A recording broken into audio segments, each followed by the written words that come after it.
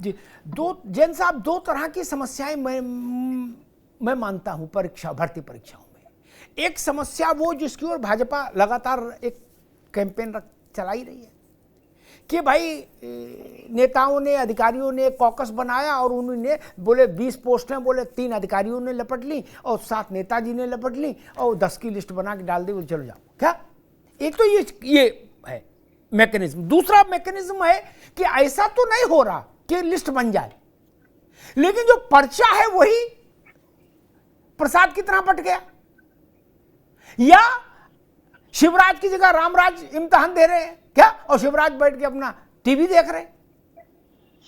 ये solver gang क्या है? ये वही खुरापात है ना जैन साहब। मेरे हिसाब से दोनों चीजें कैंसर हैं। ये नहीं कहा जा सकता कि वो व्यवस्था खत्म हो गई कि लिस्ट बन के आए कहीं से और उसमें रुपया पैसा का खेल हो जाए, लेकिन ये भी तो व्यवस्था फिर अच्छी नहीं ना कि वे मोबाइल में पर्चा सदाव्रत की तरह बढ़ता घूमे। बिल्कुल ठीक है आपका कहना।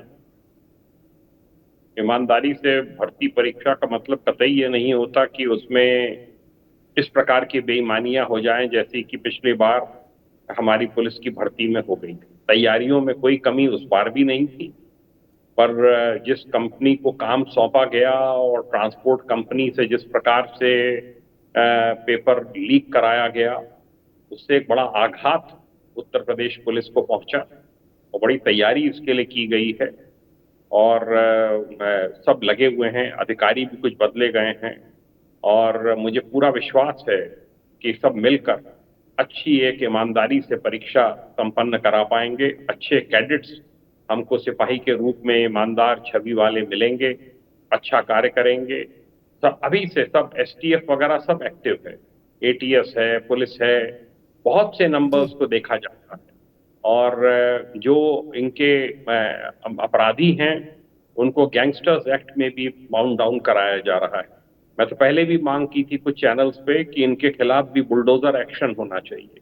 कुछ नोन चेहरे हैं उत्तर प्रदेश में, बिहार के हैं कुछ, इन सब पे बुलडोजर एक्शन होना चाहिए। बड़ी खुशी की बात है कि बिहार में भी इसी प्रकार का अध्यादेश कल ले आया गया, वो भी पारित हो गया।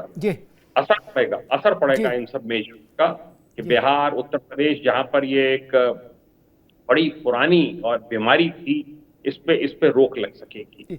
जैन साहब, इसमें आपने ठीक बात कही। मैंने नकल को लेकर और परीक्षा में कदाचार को लेकर जितने भी स्टेट के अलग अलग कानून हैं हर राज्य के, उनको देखा और केंद्र वाले उसको देखा जो अभी नोटिफाइड हुआ नीट के इसके बवाल के बाद। मैं ऐसा मानता हूं जो हजारों करोड़ का धंधा हो जैन साहब, क्या उसमें 1 करोड़ ऐसा ही है जैसे एक बीड़ी पी के आदमी ने फेंक दी। क्या ये नकल का धंधा, पर्चा का धंधा क्या 100, 200, 500 का है? नहीं ना, ये हजारों करोड़ का है जैन साहब। आप 1 करोड़ का हरजाना जुर्माना चाहे जो लगा दो, वो कोई फर्क पड़ रहा है? 5-5 लाख में पर्चा जा रहा है, 10-10 लाख में रिसोर्ट बुक हो रहे हैं। नहीं तो अब वो तो चीजें बदल गई। इसलिए मुझे लगता है कि कानून बहुत सख्त है। जो लोग इसमें संलिप्त होते हैं उनके लिए 1 करोड़ की रकम कोई रकम ही नहीं है ना। ये बहुत बड़ा व्यवसाय हो गया, बहुत बड़ा संगठित गिरोह। मतलब ये 1 करोड़ वाला तो ऐसा है कि भाई किसी साइकिल चोर को पकड़ लिया, उसमें 1 करोड़ को जुर्माना लग गया, वो कहां से लाएगा 1 करोड़? तो वो आगे साइकिल नहीं चुराएगा।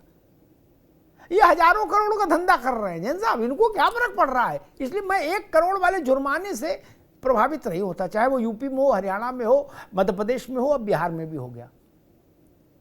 मैं तो एक बात जानता हूं, मैं शिवराज जी के पास आऊंगा जैन साहब, लेकिन मेरी एक बात पर हमेशा वो मेरा व्यू अलग रहा।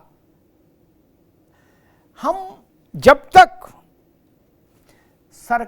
बड़े सरकारी अधिकारियों को इसके लिए दंडित ऐसा नहीं, निलंबन कर दिया गया प्रतीक्षा सूची में, जब तक जेल नहीं भेजेंगे उनको डांसना, गेट पे उनका जींस और टी शर्ट उतरवा के जेल कपड़े, थाली और कंबल दे के अंदर नहीं भेजेंगे, तब तक मुझे नहीं लगता सुधार बहुत व्यापक हो सकता है।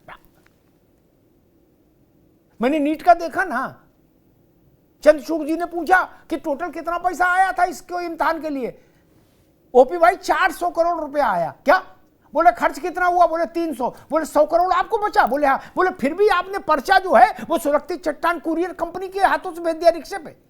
जैन साहब, अब ऐसे लोगों को अगर 20 डंडा मार के जेल नहीं भेजा जाए तो किनको भेजा जाए? किसी ने तो फैसला किया होगा ये कि रिक्शे से का तुम ही ले जाओ गुड्डू, ये पर्चे बंडल ले जाओ, इसमें बेटा नीट के पर्चे ले जाओ। किसी ने तो कहा होगा। नहीं, वो जेल में क्यों नहीं है? मसला बड़ा गंभीर है।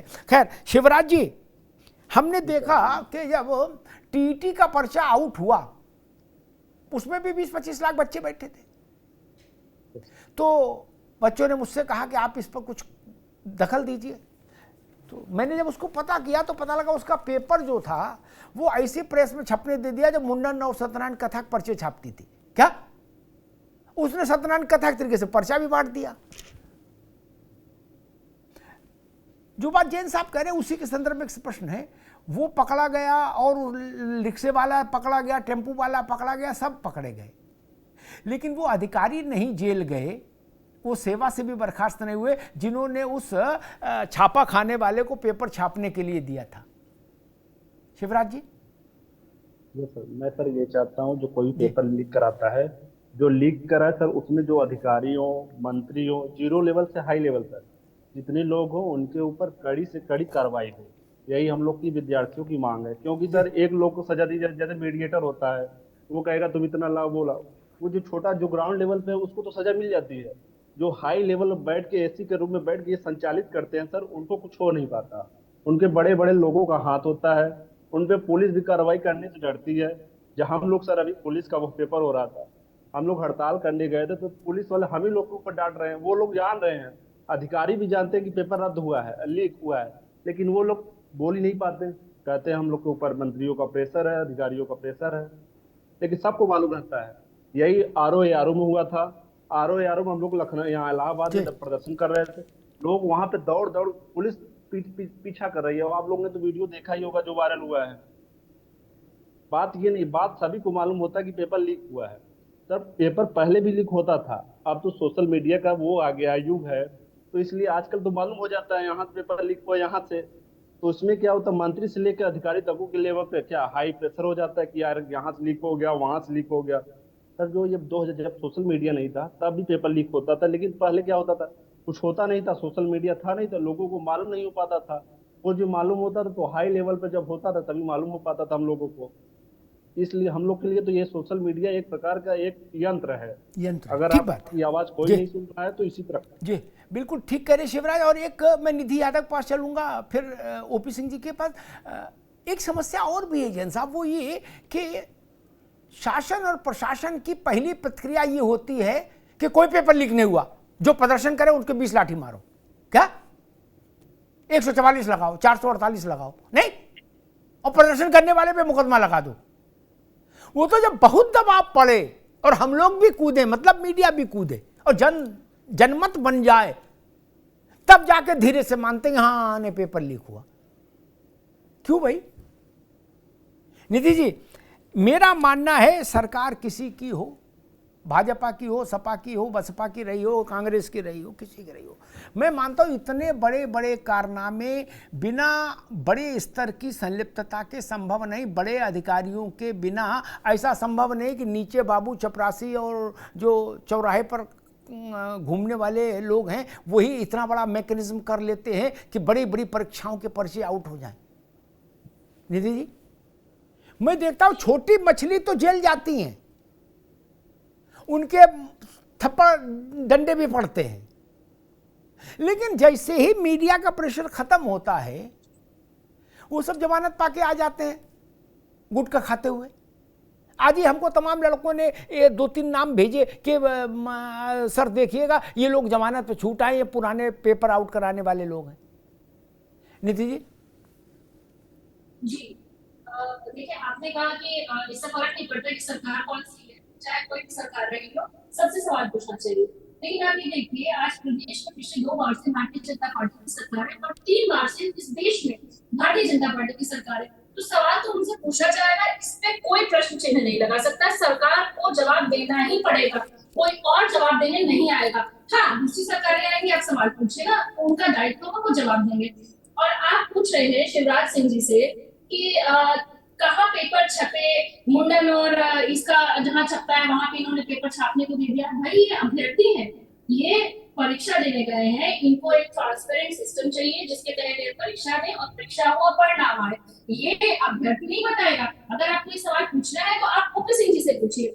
नहीं नहीं निधि, आप समझ नहीं पाई, आपके समझने में गलतफहमी है। शिवराज से एक मिनट आप समझ ही नहीं पाई। शिवराज से थोड़ी ना पूछ रहे हैं, शिवराज से तो प्रश्न बाद में किया, पहले मैंने अपना ऑब्जर्वेशन बताया, आप समझ ही नहीं पाई। एब्सेंट माइंड है या तो आप बहस में पूरी तरीके से मन से नहीं एब्सेंट माइंड नहीं है, आप सवाल गलत व्यक्ति से पूछ रहे हैं। आप सवाल सरकार अरे आप समझ ही नहीं पा रही हैं, पूछा ही नहीं सवाल शिवराज से भाई, गजब गजब पूछ रही हूँ। और एब्सेंट माइंड हो सकता है, आप भी हो सकते हैं एब्सेंट माइंड, ये गलत आपने अगर आपने आरोप लगा रहे तो थोड़ा सा अपनी बातों में संयमता बरतें, ठीक है। और ओपी सिंह जी ने बड़े कॉन्फिडेंस से कहा कि हमारे सरकार के ऊपर, योगी जी के ऊपर कोई प्रश्न चिन्ह नहीं लगा सकता है कि इन्होंने न्याय संगत भर्तियां नहीं की है। अरे आपने भर्तियां की कहाँ? हर परीक्षा का पेपर तो आउट हो जा रहा है। आप देखिए आरओ का पेपर लीक हुआ, आप यूजीसी नेट का पेपर लीक हुआ, अब पुलिस भर्ती का पेपर लीक हुआ। कहीं ना कहीं ये सरकार भले कटघरे में खड़ी है। आप ये भी कह रहे हैं कि परीक्षा सिर्फ अभ्यर्थियों की नहीं है, अभिभावकों की ही नहीं है, जनता की नहीं है, बल्कि आज कटघरे में, आज परीक्षा में ये सरकार बैठ रही है। लेकिन मैं आपको बता दूं कि इस सरकार के सिलेबस में कभी भी रोजगार देने का चैप्टर था ही नहीं। ये सरकार सिर्फ धार्मिक मुद्दे पे और नफरत फैला के सरकार में आना चाहती थी। लेकिन आज लोकसभा चुनाव के परिणाम के बाद जिस तरह से जनता ने नफरत की राजनीति को नकार दिया है, कहीं ना कहीं सरकार दबाव में एक बार फिर से उपचुनाव के वहां पे हम खड़े हुए, चुनाव होने वाले हैं, तो कहीं ना कहीं सरकार को फिर से ये पुलिस भर्ती के परीक्षा फिर से कराने का एक स्वाद ठीक है निधि, ठीक है निधि, अब रुकना होगा, निधि यादव रुकना होगा। मेरा इससे कोई सरोकार नहीं किस दबाव में फैसला हो रहा है। मेरी मांग सिर्फ इतनी रहती है कि कोई प्रदेश हो, कोई सरकार हो, नौजवानों के लिए रोजगार के अवसर निकलते रहे। वो किस दबाव में, ये सियासत वाले जाने, दबाव अच्छा लगे तो खुश रहे, दबाव बुरा लगे तो सिर्फ दीवार मारे, मेरे उसमें कोई रुचि नहीं। और दूसरी बात मैं बता दूं कि निधि ने कहा कि ये चूंकि लोकसभा का परिणाम आ गया इसलिए पुलिस भर्ती की परीक्षा निकाली गई, नहीं, ये तथ्यात्मक रूप से गलत जानकारी है। ये 22 फरवरी के में जब ये परीक्षा हुई थी और पेपर आउट का विषय आया, आंदोलन हुआ, परीक्षा निरस्त हुई, तभी सरकार ने कहा था 6 महीने के भीतर, यानी 22 फरवरी से 6 महीने के भीतर सरकार इस परीक्षा को दोबारा कराएगी। तब लोकसभा का चुनाव नहीं हुआ था, वोट नहीं पड़े थे, इसलिए उसको ऐसा भी नहीं कि हर भैंस को उधरी हाँक के ले जाओ, ये भी ठीक नहीं। रुक जाओ, अभी नहीं, बीच में नहीं, रुक जाओ।